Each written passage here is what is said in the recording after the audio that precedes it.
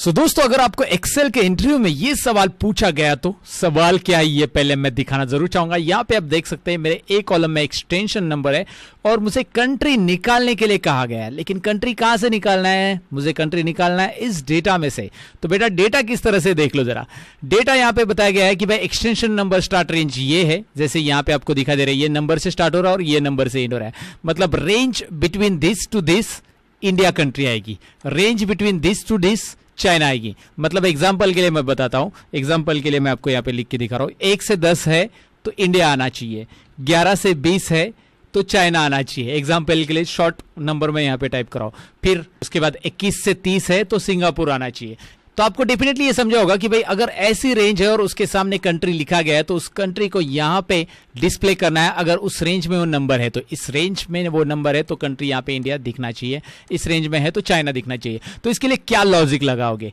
तो बहुत सारे लोग तो सोचते रहेंगे भाई अब इस प्रॉब्लम को कैसे सॉल्व करो, लेकिन ये सोचने की बात नहीं है, अभी प्रैक्टिकल करने की बात है। इसलिए मैं इसका सोल्यूशन बताने वाला हूं आज की इस वीडियो में। आपको दिखाया कि ये एक इंटरव्यू से रिलेटेड क्वेश्चन मैंने यहाँ पे पिक किया है। मेरे एक व्यूअर को इंटरव्यू में पूछा गया था और मैंने यहाँ पे वही ले लिया है, मैंने उसे सॉल्व करके भी दिया है। कैसे सॉल्व करना है मैंने उसे बताया। तो देखिए यहाँ पे करना क्या है, बेसिकली करना ये है कि आपको इस रेंज को पहले आइडेंटिफाई करना होगा और उसके बाद उसमें अगर नंबर है तो इंडिया देना है। तो हम इफ कंडीशन सिंपल अप्लाई करेंगे, लेकिन इफ के साथ एंड का लॉजिक यहाँ पे बिल्ड करेंगे। इफ के साथ एंड का लॉजिक कैसे होगा? देखिए ये मैजिक लॉजिक है तो मैजिक है, मैं हमेशा कहता हूं। फिलहाल यहाँ पे फॉर्मूला देख लीजिए, is equal to if open bracket and open bracket, right?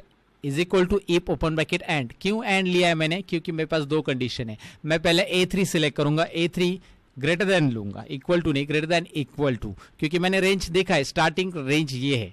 अगर ये नंबर A3 का नंबर C3 से ज्यादा बड़ा है तो, C3 से इक्वल है या उससे बड़ा है तो कोमा, या फिर A3 नंबर दोबारा मैं लूंगा। फॉर्मूला में देखिए मैंने दोबारा A3 लिया कोमा करके, कोमा यानी एंड।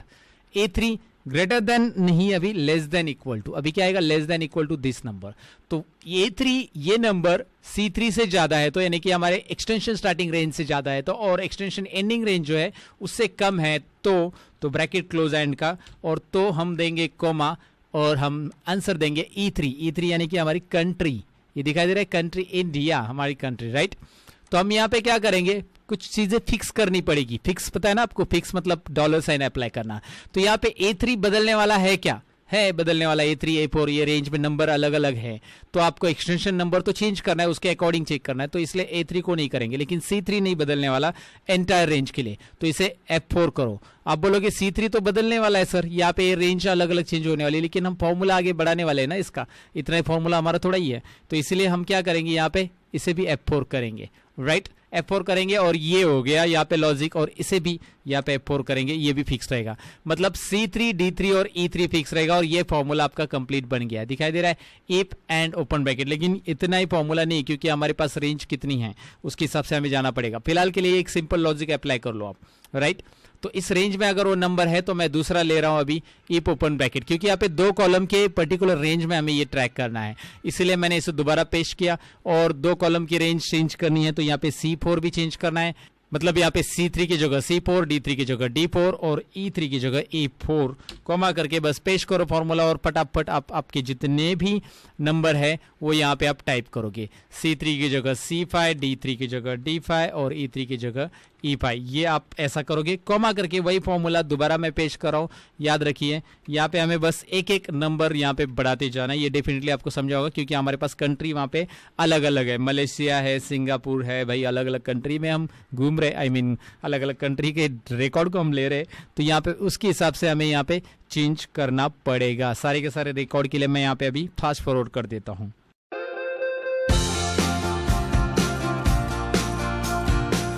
और यहाँ पे आप देख सकते हैं मैंने सारे रो ले लिए, 10 तक हो गया है कंप्लीट रिकॉर्ड। अब मैं क्या करने वाला हूँ, अब मैं देने वाला हूँ एक कोमा, और अगर इसमें से रिकॉर्ड नहीं है तो वैल्यू इफ फॉल्स, ये दिखा दे रहा है ना, वैल्यू इफ फॉल्स, आपको हाईलाइट दिखा दे रहा है फॉर्मूला। अगर फॉल्स है तो क्या आएगा? अननोन आएगा। अगर उसमें से नीचे दिखाई दे रहा है नॉट फ्रॉम अबव रेंज तो अननोन लिख दो इन्वर्टेड कोमा के अंदर।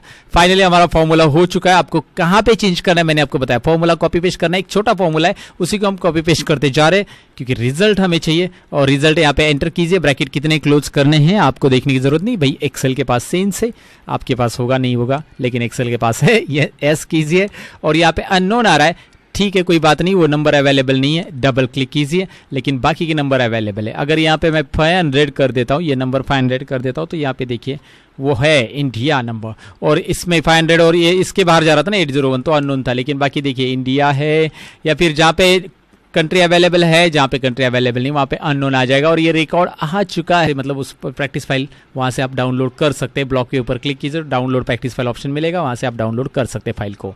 सो दैट्स इट गाइज, इतना है तो सब्सक्राइब कीजिए, लाइक शेयर और कमेंट कीजिए। मिलते हैं अगले वीडियो के अंदर, तब तक के लिए अपना ख्याल भी रखिए। Bye bye.